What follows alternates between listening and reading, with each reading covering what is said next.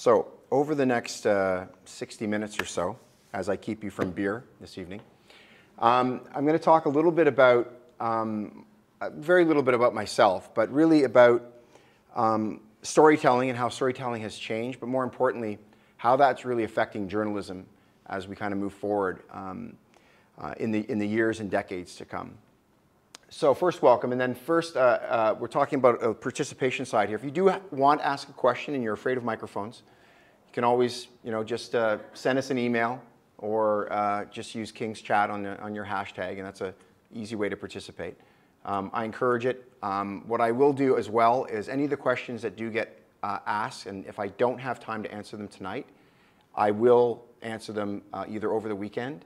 So you can always come back to this stream at some point, which we'll share the URL with you. And if you didn't get an answer, you can always come back and take a look at it. So I'll try to make sure I answer everybody's question. So don't be afraid to ask, even though we only have a few minutes. So here's something that probably most of the people in the auditorium don't even know. That is the first Macintosh ever invented. And for me, this was my epiphany moment. When I was a young lad and I was still in school, and I took a job at a computer store, and this came out in 1984. And for me, I said, this is the device that is going to change everything. And the reason I said that is when you think about the Macintosh and what it actually did to change storytelling, it empowered so many individuals to actually be able to create a novel, create a book, create a publication, print it themselves, and distribute it. This was the first sort of wave of mass communications in the digital age. And when it happened, I said to myself, well, this is something that I need to be involved with. This was my kind of aha moment. And, I ended up, for me, I finished high school and I went right into work. And this is the place that I went. And for me, the rationale was technology was going to enable storytelling, and this is where I wanted to play. And with this device and all the subsequent devices that came after it, if you look at things like the CD-ROM, which is the very first idea of big data, before CD-ROMs and this device here, you couldn't get video on your screen. It was impossible. So then you have big data coming in, and then after that you have the social media beginnings, and this idea of people sharing information. And it was all because this device itself, for me, introduced the idea of digital media. And this was my epiphany. And for storytelling, when I think back, because everything that I've really been involved with over the course of the last 3 decades has always been around telling stories. Even when I worked in the computer, when you worked in a computer store when I was, in my teens, I was still telling stories. People would come in and I'd tell them a story about why this machine is going to change their lives. And when I look back, storytelling and its existence goes so far back that mediums like rocks, cave walls, all of this was the beginnings of what I felt was the area of expertise that I wanted to really grasp.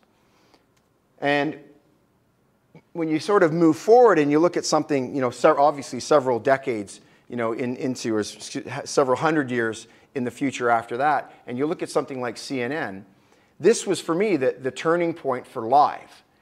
Before this, all news was captured, gathered, processed, and then distributed.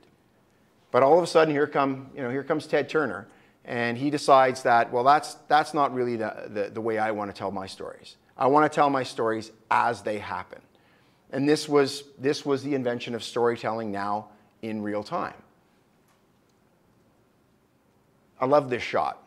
So those are 1 decade apart, only a decade. And that was the last, the Pope that's in power right now. And his, I don't know what they call it, it's not an inauguration, but whatever the term is. But that bottom photo is just recently, about 2 years ago, and that top one was 10 years prior. And moving forward, so we've got, you've got storytelling and the idea of people communicating via stories. You've got, you know, the move to different mediums like television, like radio. You've got the real-time aspect that starts to come in. And now you've got every single person in the audience has the power to tell a story. Every one of those people is distributing that video or that image to some stream of communications that they're involved with. And that, another huge, huge moment in this business that we call storytelling. Now, when you bring on the social media side of the business, this is a sentence that I like to use. The social media phenomenon has really shifted, you know, the eyes of the world from this idea of static content to real-time status updates. And you think about Twitter, you think about Facebook, Instagram, all of these social media ecosystem platforms that are out there, and every one of them is an opportunity for people to tell stories. And they're never going to stop. I mean, if you look at that page, there's probably social media sites that don't exist anymore. There's ones that are fading out of existence, and there's ones that are rising back, you know, coming from the top, you know, whether it's, you know, something like Google Plus or Instagram. So it's always changing, and that is one of the essence of what I'm going to talk about a little later. Is nothing is really forever. Even when it comes to the social media side, you know, sure, Facebook is a massive, massive entity today, but everybody knows it's changing. And will it be the best medium for the kinds of stories that you want to tell? Maybe, maybe not. Is Twitter the right place? Is Instagram the right place? The only truth is there's always going to be some other way and some other form and some other medium to broadcast stories. And right now, social media is taking a big chunk of that. And when I look at news, so that's the Boston bombings, you know, just, I guess, what is that, last summer now. And for me, I've always thought that news has this natural pattern.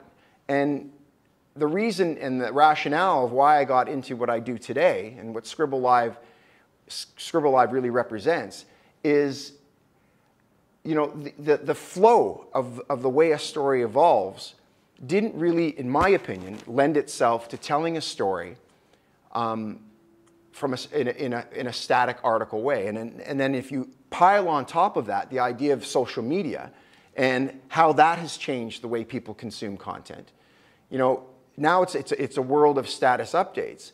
So what I tried to do is look at that and say, okay, well, what is it? Is social media changing the way people are consuming content, or is it really just the way that people always consume content? Because again, you think back, you know, how were stories told before there were computers? You know, there was people passing information from one person to the next as the story went on. And in essence, that's what, you know, social media is. You offer a bit of information, it goes out into the ether, somebody passes it on, and the story continues as it flows through. And what I kind of break that down to is something that, you know, we call, or I call, the story arc. Some people call it the life cycle of an article. But really, what it comes down to, and how I break it down, is you think of anything. You think of a sports event. You think of an election during the actual election coverage. You think about a breaking news story like the Boston bombings. They all seem to fit into this natural arc where when something breaks and something is happening and you're covering it as it happens, you get this rapid flow of content. And when that flow starts to sort of simmer down, you have these opportunities to summarize and add perspective and start to really gather your thoughts on what's happening. I mean, sports is a perfect example of that. You've got all of this execution, and then you've got a halftime, or you've got your 15, you know, you got your 10 minutes, you know, during a basketball game. If you look at an election, as the polls open and close, you've got this natural thing of reporting that's going on. If you look at a story like the Boston bombings, there was a whole bunch of information that came, and then all of a sudden, well, they're just repeating themselves. And this is, you know, CNN is famous for this, right? When you tune in, all you get is, like, they're still talking about that plane that went down. You know, and they're just constantly reiterating, but occasionally they're inserting new information. And when I start to break down stories like Hurricane Sandy as an example, and any one of the stories that actually uses our platform, you can start to see the patterns. And you can see this natural arc, and this happens to be over 4 days. And the same thing happened with Sandy. You've got this immediate onslaught of information because this awful hurricane has come in. And then it's all about, well, where are the shelters? You know, when you start to get into summarization, what actually happened? Where's the damage? Where can I go because my house has been destroyed? And then, you know, the story then picks up again because all of a sudden a flood barrier breaks. And now you've got a whole bunch of new information coming in. Or all of a sudden, you know, someone visits like Obama. And then there's, again, a whole bunch of more information that comes in. And this natural arc is very prevalent in all the stories that get told. That's my daughter. When she was actually only like 2.5. And that screen is a television in a mall.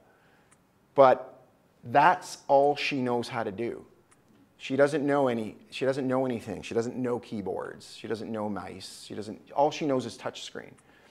And when I think about static stories and the way their consumption, this generation is being brought up on this idea of breaking down information into smaller, encapsulated, succinct pieces of images or video or of text. And I'm not saying that this doesn't lend itself to long form. I'm not saying that.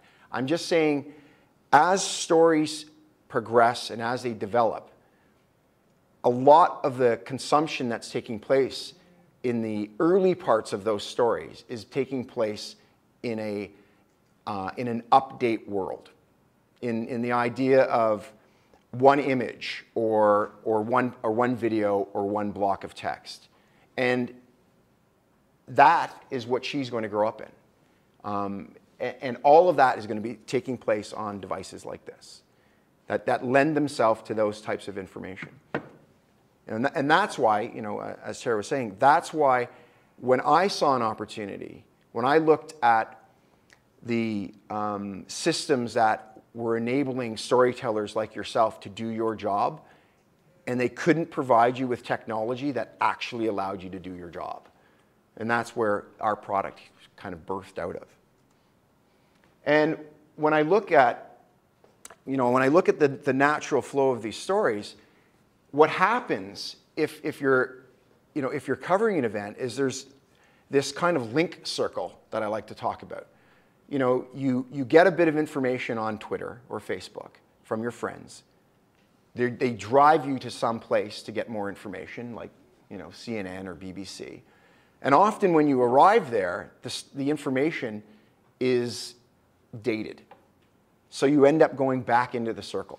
And you're trying to get the most up-to-date information that you can. And again, because that's what you're used to when it comes to your social media streams and how you've been consuming data or how you've been consuming content over the course of the last, you know, X amount of years of your life. And real time just really exposes that natural flow of a story. Again, when you look at the Boston bombings, that is an event that went from a fairly benign sports event that went to something happened. Oh my God, it was an explosion. Are we under attack? To a manhunt in 5 days, right? And you know, when people were exposed to this, you get people talking about it like this, and at the end of the day, that was the only place that they could go to get the most up-to-date information about what was going on. Again, it doesn't mean that all of that summarization and all of the long form isn't important. But what it means is journalism is changing. It's always changing. It's never going to be like it was, and it's always going to be different than it is. And one of the forms of communications that is certainly in the here and now is this idea of consumption of streams. And often they do lend themselves to the kinds of stories that people are gravitating towards. And they still, again, have this opportunity to do the summarization and to do all the work that needs to be done after these stories break. So this comes to the good part. That was just kind of an intro into, real time. But so now, as a modern day journalist, how can you really ensure your success? And the answer is, you have to act like a startup. And what I did is I put together, 5 or 6 things that I've sort of learned over the course of, I've been an entrepreneur pretty much my whole life, actually. Even when I started back in, back when that Macintosh was around, I had a business. I always had something that I was doing on the side. I think, for almost 10 years of my life, I had 3 or 4 jobs. And only one of those was a full-time job. And the other ones were, coding, or I made T-shirts for 2 years. I made fridge circuit boards for 1.5 years, all out of my basement. I built hypercard stacks. Probably no one here knows what those are. I was into databases for a number of years.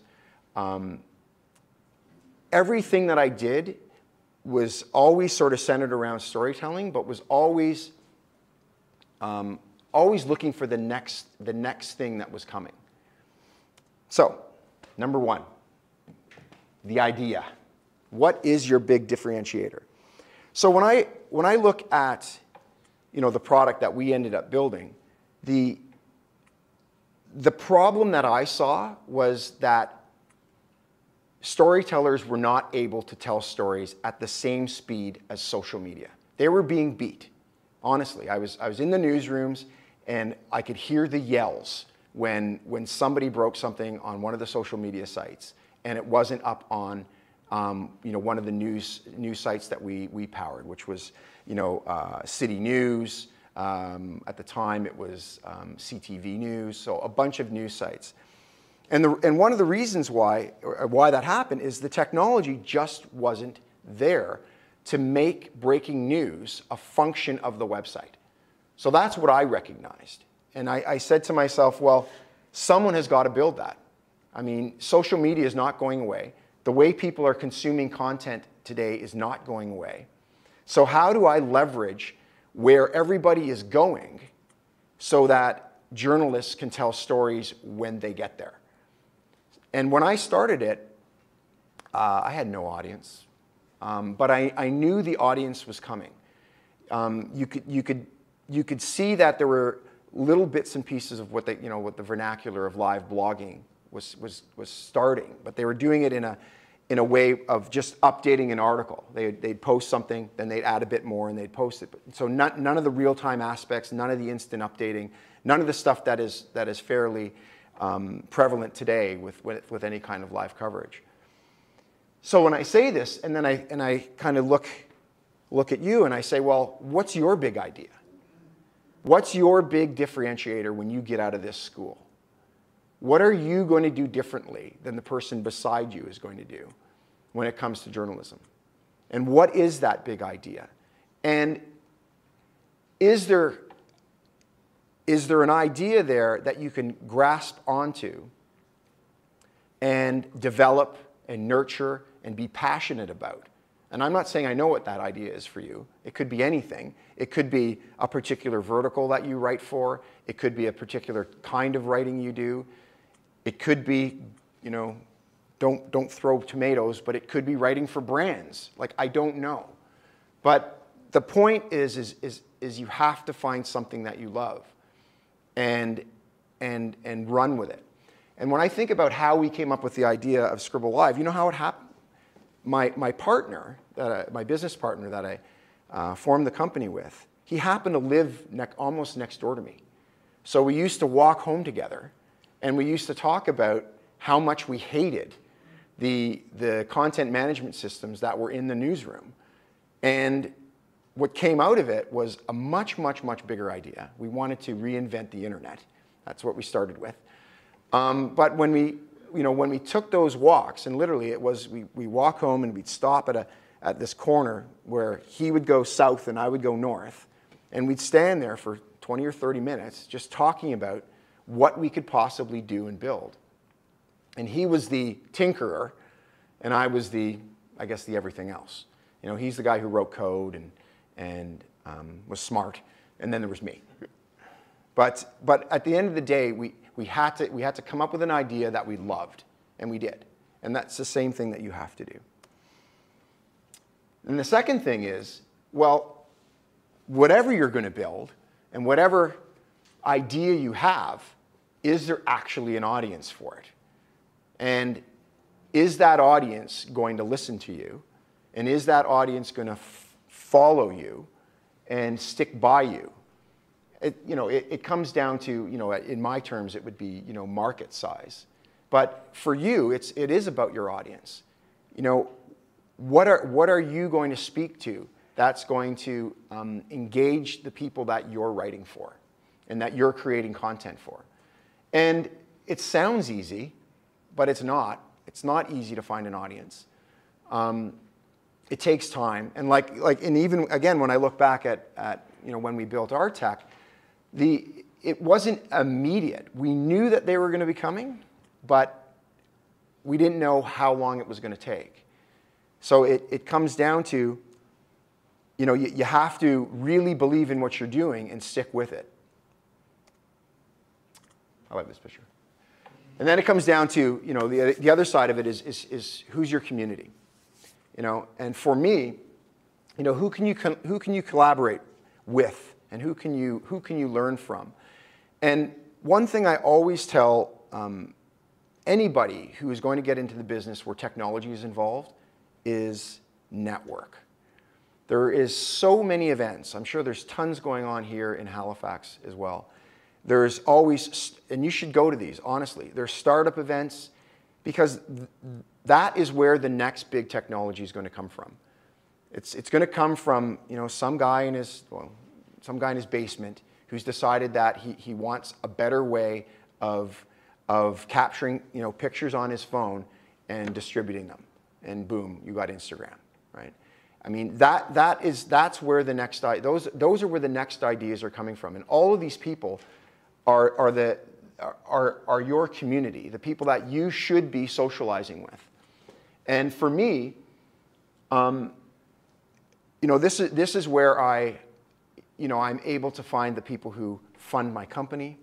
They're the people that give me advice on where I should take my business.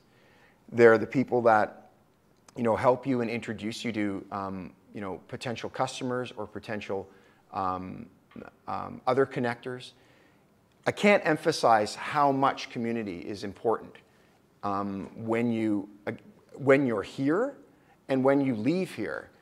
It's that community that's really going to give you advantage over somebody else that's trying to get into the same business that you're getting into. The build versus buy. So for you, this is, do I work for somebody or do I freelance?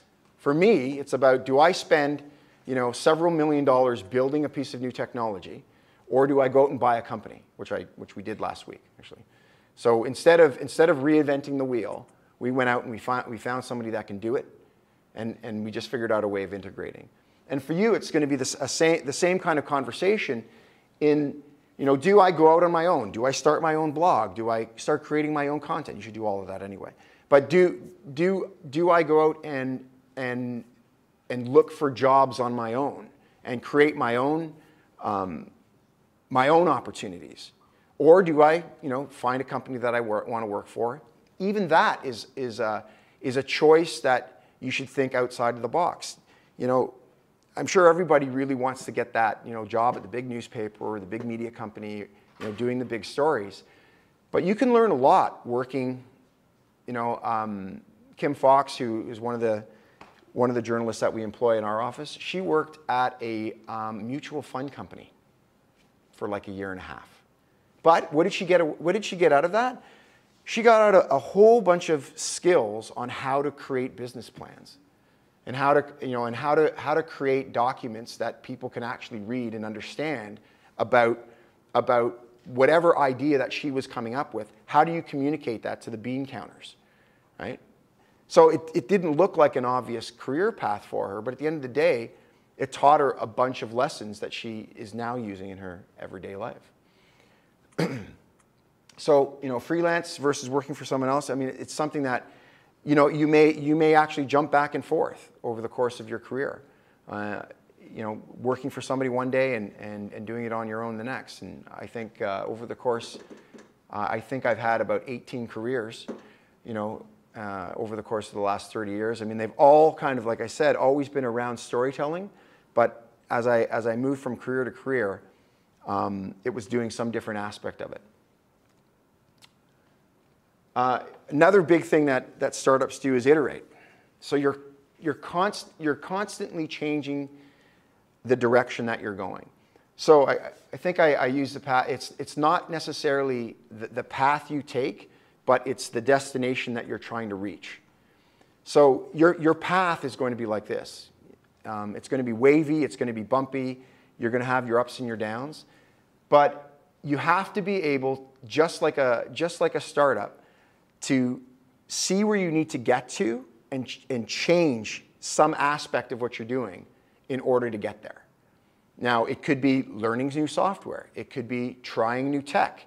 It could be, again, taking a job that wouldn't seem like the right job at the right time, but eventually leads to some other opportunity. And for startups, if you're not iterating, you're dying, right? Because if you're not constantly changing your tech and trying to get, what's Wayne Gretzky's term? Go where the puck, or go to where the puck is going. It's the same kind of idea. You're really looking for the opportunity to get to a place before you need to get there. Otherwise, and especially in the startup world, it's nice to think you have an original idea, but you don't. Someone else has it, and someone else is building it. That's why I don't really believe in this idea of like not sharing ideas, because it's the whole idea of, well, I'm going to keep this confidential. I'm not going to tell anybody about it. It doesn't work because somebody else is thinking about it. It's better to talk about it because someone might say to you, I can help you do that. I can help you build that, or I can help you get to where you need to go. I think it's something that has always been emphasized, I think, in school, this idea that you have to kind of hold all this information in, but really you got to bust out of it and just let it flow. So iteration is key to any kind of success, and it's going to be even more key in your business because your business is changing. Every single day, there's some new aspect. I mean, even what yesterday, didn't AP decided to say that over and more than, this is, I know that's probably a minor thing, but it's a major change probably in the storytelling world. And well, imagine that amount of change happening every single day in the tech world. Like, it's constant. I have a great story. When I was working at CTV, our head of content, digital content, was having a discussion with the head of news. And the head of news was stomping around, screaming at the fact that he had to switch to HD and all the technical problems that he was having, and I can't believe it. And she looked him in the eye and said, well, try doing that every year. Because honestly, that's tech, right? Every single year we were doing something new. We were scrapping websites and building new websites. We're introducing social, getting rid of social. You're constantly changing. And most industries don't have to deal with that. But I think when you look at journalism and storytelling, it's one of those things that is really in flux right now. And I'm not saying that the way that our technology tells stories is the be-all of end-all. It's something else will come along, but you have to be prepped and ready for it. Up. Risk is one that you'll have to kind of, mull over yourself how much you're willing to do. I mean, I can tell you a couple of stories. One, when I started ScribbleLive, I was telling some of the faculty today, I started a company in the worst possible time you could start a company. Not for the ecosystem, but just for what happened when we started it. And our employer at the time was not happy that we built something. And it was a fight to keep it. And suffice it to say that we started in the hole. Most startups start at zero. I actually started in the negative. And it was a big risk for us to say, look, let's keep pushing forward. And I'm sure everyone in their life has people that they share risk with. Mine was with my wife at the time, and when I told her, oh, honey, so I have to dip into the line of credit, and I'm going to need to push that number up pretty high. And for her to say, look, this is your passion, this is your dream, go for it, was a big risk for her as much as it was for me. And those kinds of things are difficult at the best of times, but without risk, there's really, I hate to say that kind of the obvious thing, there is no big reward. I mean, you have to be able to, step out of your comfort zone and try something new. And it could be anything. Once again, it could be a particular type of technology. It could be that you learn to do a little bit of coding. It could be that you start writing for a small blog in the United States. I don't know. But it's some risk that you're willing to mitigate and try in order to be successful. There was another story there, but I think I already covered it. Suffice it to say, for us it was an uphill battle, and I think, and every day that really doesn't change. Even we're 5 years in now. I think we've raised about $12 million. It's still every single day that I go in, there are challenges and choices that we have to make. Whether it's building or buying, what's the risk assessment around that? Whether it's hiring a significant number of King's College students, which we now have three of your alumni working with us. But we have about 7 or 8 journalists working for us. I think we're probably one of the highest employers of journalists outside of natural sort of places that journalists would work. I took a big risk bringing those people in because I thought they were the type of people that we needed in our business to tell the stories and help our customers tell stories, and it was successful. So every single day, we're still filled with more and more risk as we kind of move from opportunity to opportunity. There's probably a lot more I can say, but I thought it would be best if we just open it up to you. I mean, if you have any questions, any comments, any criticisms, I'm here to take them. That's it. Yeah. I don't know what ScribbleLive is. That's good. Do you want to know? I actually purposely didn't talk about my product because I'm not here to sell you on my product. But just briefly, it enables people to tell stories basically one piece of content at a time in a stream. So it looks like any stream that you would have in Facebook or Twitter. But what we do is we empower the journalists to tell those stories on the properties that the brand owns. So whether it's the Globe and Mail or CNN or ESPN, it's the journalists that control the stream, and it's the journalists that are creating the content. And then on the other side of that, we have access to all the external resources like Twitter and Facebook that you can pull in to augment your story. But it's all done in real time. But I purposely didn't talk about it just because I'm not here to sell you on Scribble. I'm here to help you on, sell other things. Oh, now you get a T-shirt. There you go. And there's a...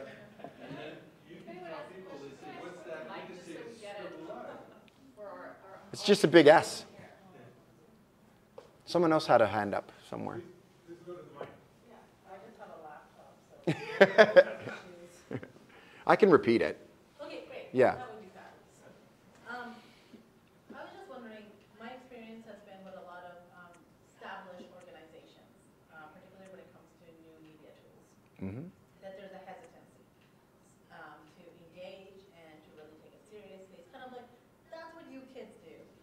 That's what, you know, and it's like, that's what you guys do, and it's nice that you do it, and we like you to do it, but it's kind of like, it's like getting the coffee. It's necessary, but any idiot could do it because you guys do it. And I was just wondering how you were able to get organizations like the CBC to sign on Yeah. to ScribbleLive Right. and to take it seriously and integrate it into Right. the platform. Yeah. If I got it right, so the question is how do you get old behemoth organizations to adapt new technology? Yeah, it's not. Understand that like it's not just about like a little free thing that they add on that requires investment and engagement and training. Yeah, yeah. It's a great question because it's something that we had to ask ourselves. The day one when we kind of brought the product out, and at the end of the day, I think all organizations are always looking for opportunities to engage their audience, because without engagement, they don't have anything. Without page views, without people on their website, without people watching their television broadcasts, without them buying magazines, if you don't have people actually, picking up your content and consuming it, you're going to fail. So I think what we were able to do is we're able to show that using tech like this captures an audience and keeps them on your website. So some of the numbers that I haven't shared, but a lot of the streams that get produced with this technology often are keeping people on page for 13, 15 minutes. And if you look at standard articles, you're talking more like 45 to 90 seconds. As long as it takes you to read an article, and then you're gone.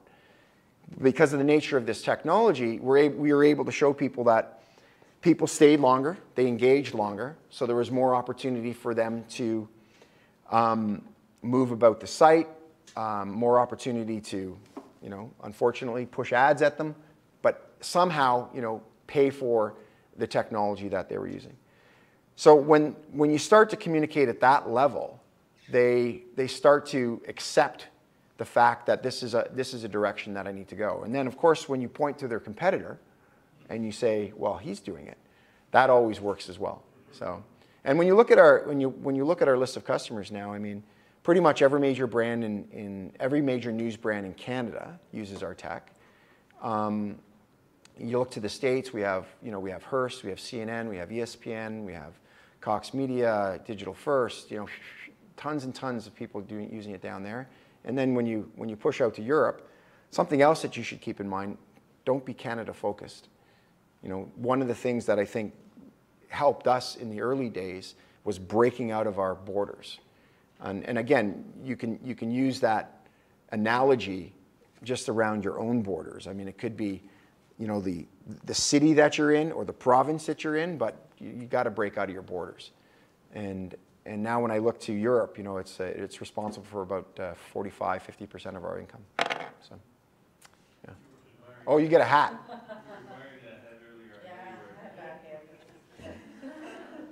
Anybody else? Yeah? Oh, you use the mic. Yeah.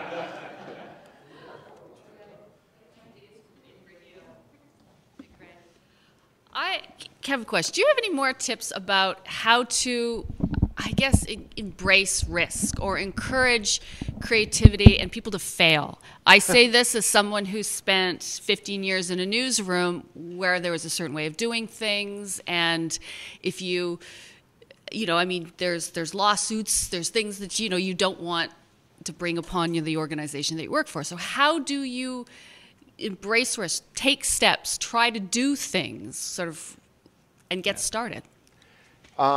It's a great question, and unfortunately, it has a bar for everybody, what they're willing to tolerate. But I think for me, what it came down to was wherever I was trying to get to worth the risk was kind of the first question.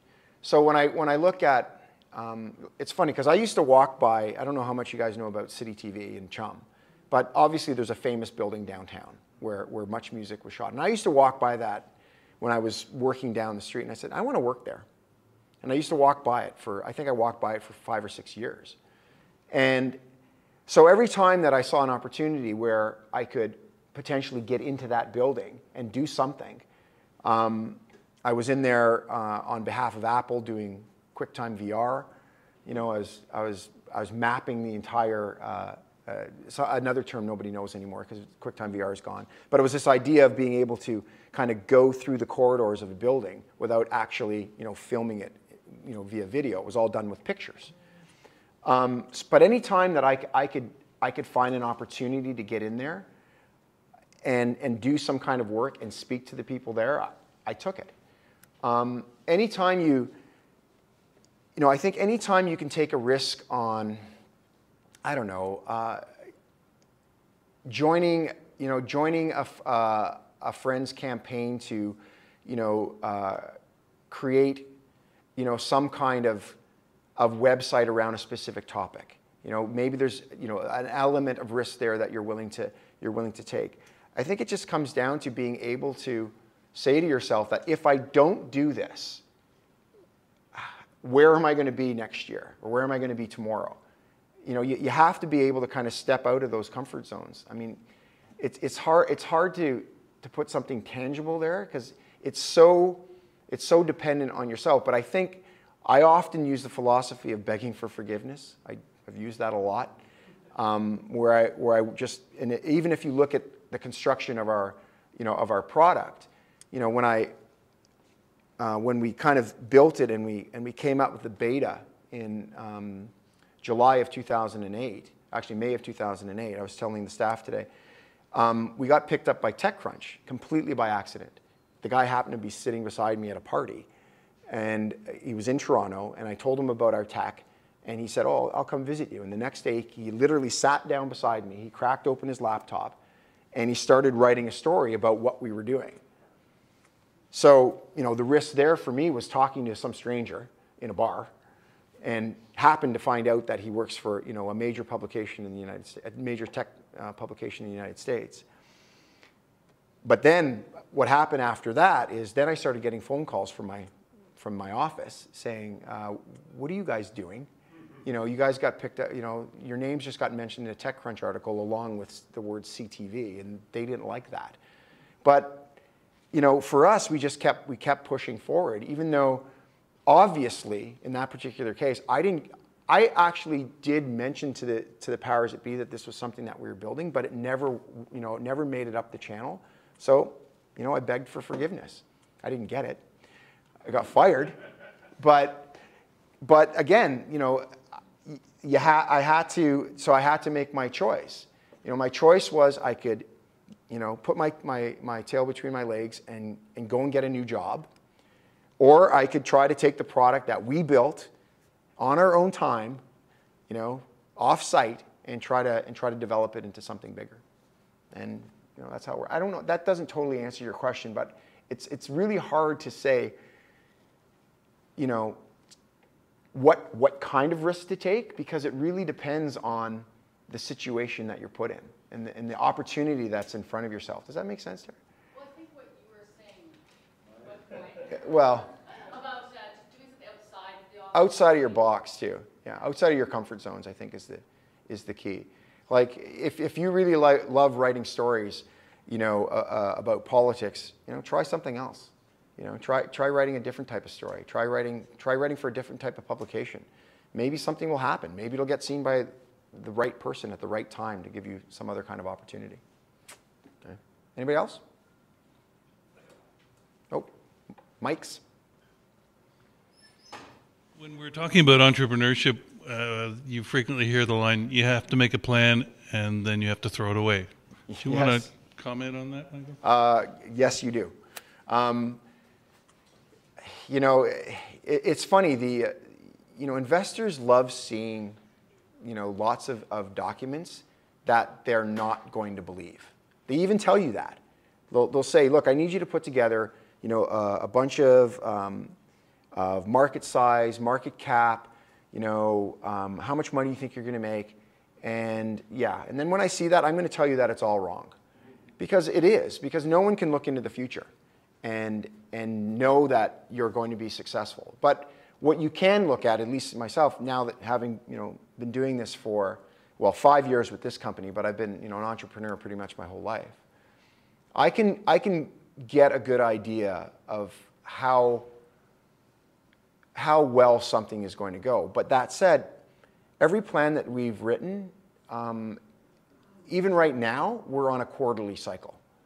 Like we're only looking at our business in quarters right now because the landscape is changing so much, and we're moving into a different type of business right now. We're moving into the brand side of the business that we can't write a 1-year plan. I mean, that's not to say that we're not saying that there's goals that we want to hit in 2014, but as I mentioned before, the path to get to those goals, it's moving. It's like those sidewalks, that's doing this kind of thing, and you're literally jumping from one stream to another. So it is true. I mean, you kind of write a plan, and that's when it comes down to iterate, right? You're just constantly iterating the plan as you move forward. Yeah. Makes sense. Yeah. You want to use the mic? Well, it's not online. They want to get you. They want to get you out to the masses. Hi. Hi. So I guess I have a day job, which is quite intense, and I have some ideas and projects that I'm collaborating with friends that may or may not become businesses. And I wondered, when you had this idea, you must have talked to people and collaborated. Did you have a sort of epiphany moment when you knew that it was more than an idea and it was going to go somewhere? And when do you know that you're chasing something more than just an idea? Yeah, it's a good question. I think for I think for us,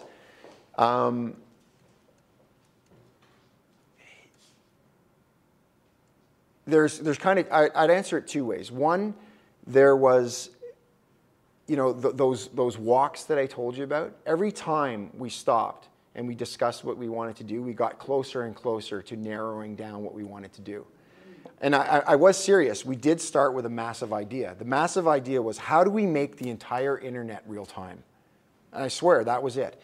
Because the way the product started, and this is something else, is my business partner actually kind of built a little, these are coders, man. I don't know if you guys know any coders, but we talked about something and then he went home and built it. Like that's what he would do, right? Oh, it'd be really good if we could have something that you could type in and then you could press enter and then it would appear. Okay. And then literally the next day it was, okay, how does this work? And even then, like, okay, we knew that we had something. Getting fired was a pretty good idea. I mean, that kind of set the wheels in motion that I think we do have something here. If they were that willing to kind of fight for it, there must be something here. That was kind of a little bit of an aha moment. Of course, I was forced into it. But I think when we finally saw the product being used by a brand, and I think one of the big moments was, I think there was a G20 or one of those G20 meetings in 2008, and The Guardian used our product. Right? And then it was like, okay, we've got something for sure. So I don't think it was one kind of aha moment, but I think each kind of aha moment kind of moved you a little bit more forward to the next one. Yeah. Anybody? Nope. You have to get up. No, it's just... I walk right past you. You say you've hired 3 from King's. What is it you're looking for when you're looking for someone new? Smart people, willing to experiment, and try new things. Honestly, like when they came in, we didn't say that they were going to be writing, for newspapers, or what have you. And Belinda is in training. Let's see, Sammy is a customer success manager, and I'll tell you what that is in a second. and Miles is he's a sales engineer. Now, all of those, the cool part of their job is they get to deal with the biggest news brands in the world, like every day. You know, Dana, who's not a graduate here, but a graduate of Ryerson, she has been in every major newsroom in North America. Everyone. She's been down to CNN. She's been into ESPN's news. Like, she's been everywhere, and she loves her job, not because, you know, she was trained as a journalist, but she's taking all of that knowledge of journalism and applying it to the job that she's doing for these clients. And every one of these clients is telling stories. They're all out there using our technology to be better at you know, engaging their audience. So, you know, maybe she's not necessarily writing a lot, and she does that in her spare time. I think she writes for, you know, a couple of blogs, but she is helping people be better storytellers using our platform every day. So, you know, I think we're looking for people that are willing to do more with the knowledge that they gained in a particular education that they've chosen. Like, not like I want to come here and I want to write. Well, maybe you will one day, but really what we need is someone to help our audience or help our customers write and create content. Anyway. Yep. So my next question is, how are people currently using ScribbleLive, and what is it that they're not maximizing on? Like, oftentimes when people start using a tool, they're using it at its very basic level. They're really not taking it to the next level. So how are people using it predominantly, and what could they be doing to use it even better? Yeah. Most of the use cases are still centered around news and media, although we're having some new successes in the brand space, and I can talk about that offline. But if you look in the news and media space, it's breaking news, it's severe weather, it's trials, it's sports, anything that lends itself to telling a story in a progressive way, right? You know, first post, second post, third post, you know, image, some kind of stream of information. Obviously, you're not going to tell, let me think of an example. You're not going to talk about, you know, the implications of new tax law using our platform, unless you're inviting a bunch of experts to talk about how the new tax law is going to affect them. But you're not going to write a story, and no one is going to be, you know, wanting to sit on the edge of their seat, you know, getting tax information one post at a time. So the application is still, you know, very centered around stories that can follow kind of that story arc that I talked about. You know, lots of information summarized, lots of information summarized. What they're not doing well is they are not monetizing it well yet. They're still,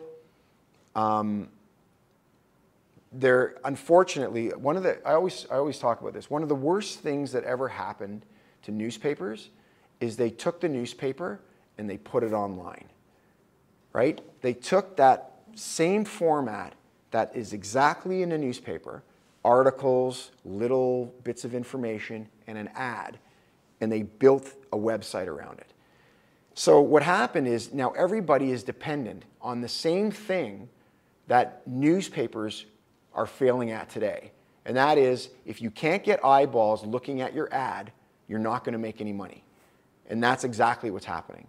So our challenge right now is trying to convince our community that the way to make money is not circulating ads, but is figuring out a way to monetize the engagement that's taking place, the audience connection, them sitting there for 10 or 15 or 20 minutes. How do you figure out a way to make money off of that? And that's the thing that they're not doing well right now. Sure, anybody? Just leading off your last question there. Yeah. like, what are your thoughts on what the sort of news environment will look like in, say, the next 10, 15, 20 years? Like, it's going to look a lot different. Like, how do you think it would be structured? Any thoughts on that?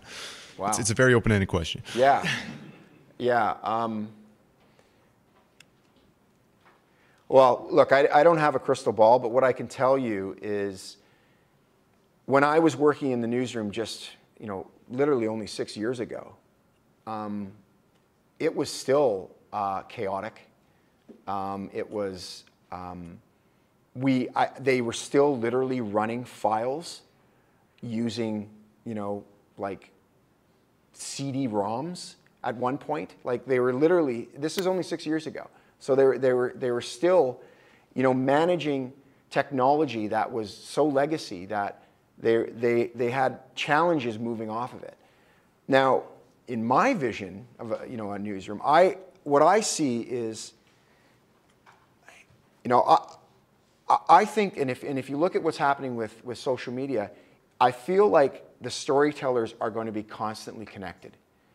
They're going to be constantly telling stories, whatever medium they're going to be using. And somehow I think what it's going to be the newsroom's job to figure out how to find out what's trending within their own environment and capitalize on the people that are writing about it in a very, very fast manner and publish it just as quickly. I almost see like a news director more of a curator, but I'm not saying curating like the web. I mean curating their own content creators, like empowering them to just tell stories, just create content, and the machine will figure out how to put them in cohesive streams that make sense. That might sound a bit, kind of out there, but trust me, it's something that is already starting to bubble to the surface. Because if you look at Twitter streams of major writers and major journalists out there, their Twitter streams are becoming their facts and story mechanisms. So it's how do we figure out how to capitalize on that, but bring it all back, so that it ends up on CNN's website or ESPN's website. I'm not sure that's a perfect answer, but a little bit. I'm not sure about what happens in the background at Quartz. I mean, I'm familiar with what they're trying to do, but I'm not sure how the content is being generated. But if that's something like it, then yeah, maybe Quartz is version 2.0 of the newsroom. But I don't really think that there's a set way it's going. Yeah, it's up in the air. Even the medium at which we're going to be pushing the content out to is changing still. Yep. Sorry. One question, I guess, before we have to take it offline. Okay. And wrap up for our friends who are up here.